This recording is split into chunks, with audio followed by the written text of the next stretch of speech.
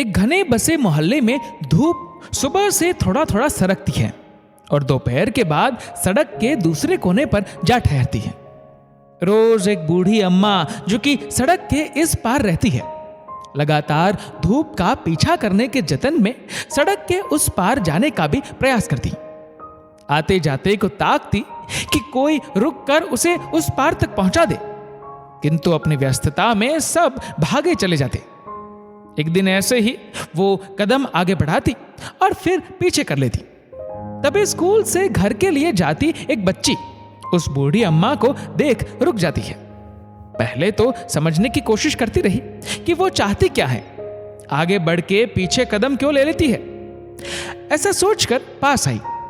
तब उसने देखा कि आते जाते रिक्शे और गाड़ियों के चलते वो आगे नहीं बढ़ पा रही है। वो पास जाती है और बूढ़ी अम्मा का हाथ थाम लेती है। बूढ़ी अम्मा उसे देखकर मुस्कुराती है और उसके माथे पर हाथ फेर पूछती है, क्या नाम है तुम्हारा? बच्ची ने कहा, सुधा। मासूम सी मीठी आवाज सुन अम्मा मुस्कुरा के पूछती है, किस कक्षा में पढ़ती हो?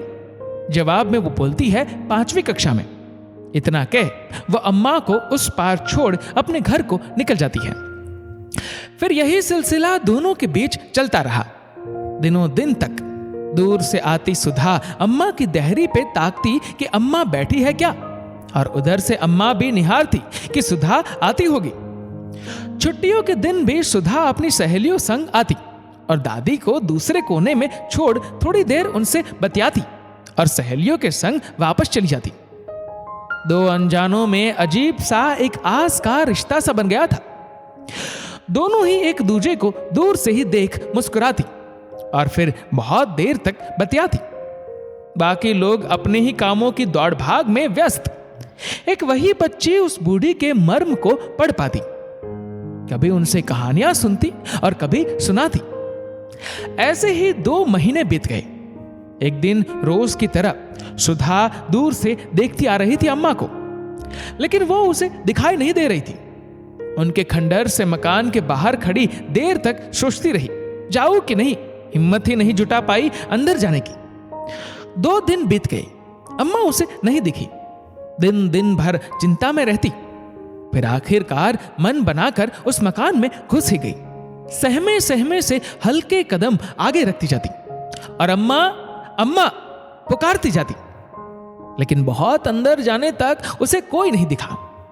फिर घर के आखिरी तहखाने नुमा एक छोटे से कमरे से उसे आवाजें सुनाई दी, कराहने की।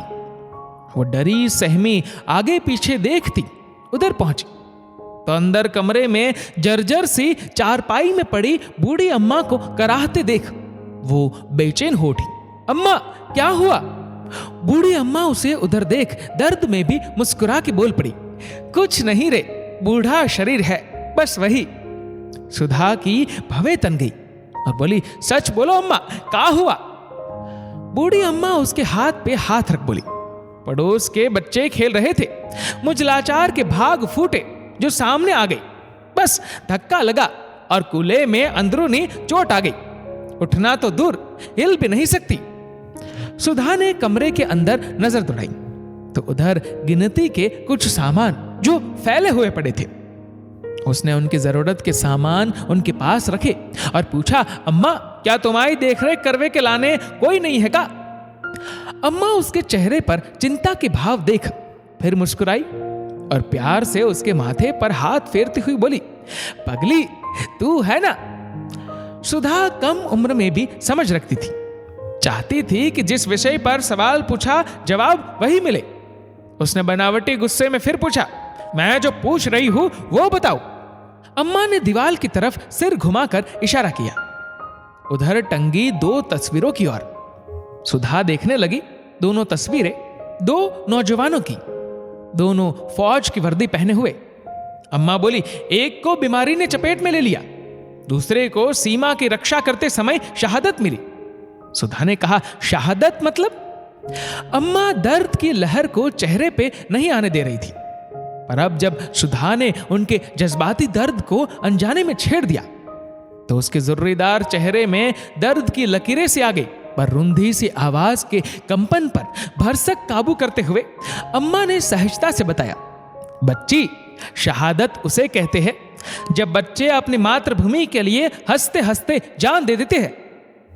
सुधा को बात कितनी समझ आई वो उसका भोला चेहरा बता रहा था, पर एक ठंडी आह से भरती हुई आवाज में उसने कहा, अच्छा। अम्मा की सारी जरूरत की चीजें उनके पास रख वो घर चली गई। घर जाकर कई बार अम्मा के बारे में बताने का उसका मन हुआ, पर बोली नहीं। जाने क्या था जो उसे रोक लेता था। अपनी मासूम सी समझदारी में शायद उसके मन में यह बात थी कि बता देने से ऐसा ना हो कि जो मदद अभी कर पा रही है वो अम्मा की, फिर कहीं वो भी ना कर पाए। अम्मा के बारे में ही सोचती और मन ही मन एक सवाल उसे कुरेदता कि शहादत हुई भी तो उसी अम्मा के यहां क्यों? वो इतनी बीमार है और उनका कोई भी नहीं। क्या भगवान को यह सब नहीं दिखता? उसने अपने बाबा से पूछा, बाबा, शहादत वो होती है ना जब कोई मातृभूमि के लिए मर जाता है। बाबा हल्के डांटने किसी आवाज में बोले, मर जाता नहीं बेटा, शहीद होता है, ऐसा बोलते हैं। वो देश के लिए जीते और देश के लिए खुशी खुशी जान दे देते हैं। सुधा ने कहा, अच्छा, और ये देश उसे क्या देता है? बाबा ने कहा, समझा नहीं, मतलब? सुधा ने सवाल को फौरन बदला, अच्छा ये बताइए, क्या हमारे मोहल्ले में कोई ऐसा है जो शहीद हुआ? बाबा ने कहा, हाँ, पुराने बरगद के पेड़ के सामने जो घर है उधर एक माताजी है, उनका। उन्हें बीच में ही रोक कर सुधा बोल पड़ी, अच्छा, वो बूढ़ी अम्मा जिसे सड़क पार करनी होती है तो कोई ठिठक के रुकता भी नहीं, वही है क्या? बाबा ने कहा, नहीं रुकता, मतलब? फिर उसने जवाब दिया, कुछ नहीं। रात के खाने के समय सुधा खाते खाते अपनी थाली से खाना उठा के पीछे छिपाए एक डब्बे में रखने लगी और फिर झूठ मूठ ही मुंह साफ करके अपनी मां से बोली, वाह मां, आज का खाना बहुत अच्छा था। देर रात सबके सोते ही उसने मौका देख खिड़की से छलांग मारी और दबे पैर बाहर निकल गई। रात कितनी हो गई उसे होश ही नहीं था और पहली बार शायद इतनी गहरी और सन्नाटेदार रात देख उसके पैर उठ ही नहीं पा रहे थे। कुत्तों के भौंकने की आवाजें, जिंगूर के सप्तम सुर और बीच बीच में हवाओं से झाड़ियों के हिलने की डरावनी आवाज सहम सहम कर चलती जाती और डर कर पीछे देखती तो उसे अपना साया ही भूतिया लग रहा था। डरते सहमते आखिर वो बूढ़ी अम्मा के दरवाजे पर जा खड़ी हुई। सामने खड़े बरगद के पेड़ को देख शीत की ठंडी रात में भी उसे तेज पसीना आ गया। घर से अम्मा के कराहने की आवाजें आ रही थी। तभी सुधा के पैरों की आवाज सुन बूढ़ी अम्मा पूछने लगी, कौन है रे, कौन है उधर? डरी सहमी हुई सुधा ने अम्मा की आवाज सुनकर तेज चलती सांसों को संभालते हुए जवाब दिया, अम्मा, मैं हूं सुधा। अम्मा ने कहा, अरे सुधा, इतनी रात को? अम्मा उठने की कोशिश करने लगी तो दौड़ती हुई सुधा आई और बोली, अरे उठो नहीं, खाना लाई हूं, चुपके से।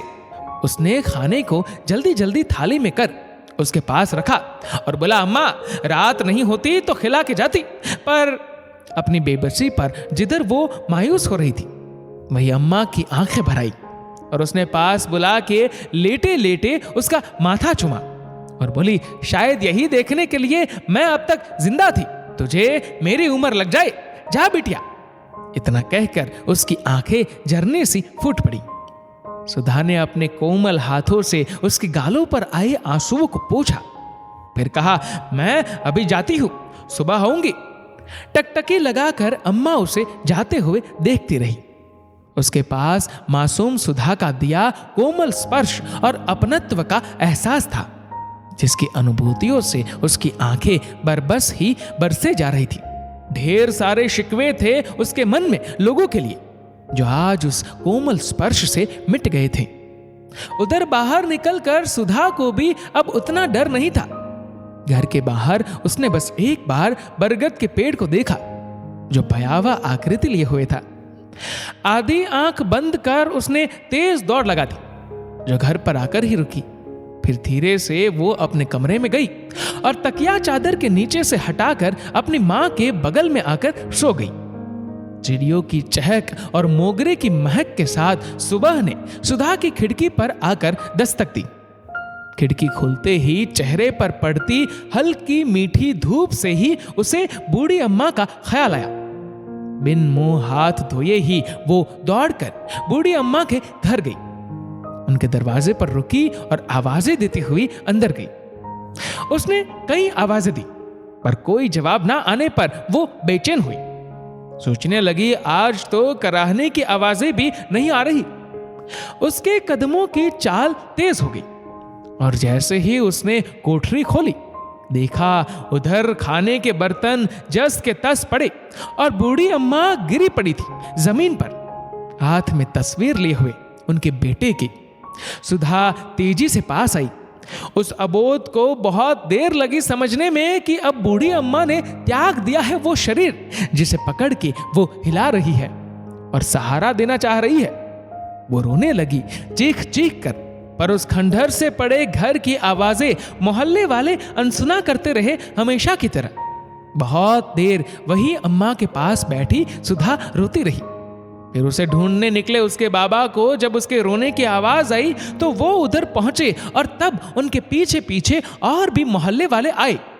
बाबा ने अंतिम संस्कार का इंतजाम किया और फिर जब अंतिम संस्कार के बाद सब अम्मा के घर आए तो उधर बाहर ही खड़ी सुबक सुबक कर रोती सुधा के हाथ में अम्मा के परिवार की तस्वीरें देख सभी लज्जित हो सिर झुका के खड़े हो गए। दोस्तों, सरकार तो शायद अपना हर प्रयास करेगी, लेकिन हमारे देश के लिए जो अपनी जान न्योछावर करते हैं उनके लिए हमारे कोई फर्ज नहीं। आपके इस वीडियो के बारे में क्या राय है नीचे कमेंट करके जरूर बताइएगा। और अगर वीडियो अच्छा लगा हो तो इस वीडियो को लाइक करेगा, शेयर करेगा ज्यादा से ज्यादा लोगों तक। और ऐसे ही और भी स्पिरिचुअल वीडियोस के लिए सब्सक्राइब करें हमारे यूट्यूब चैनल को और फेसबुक पर फॉलो करें हमारे पेज को। धन्यवाद।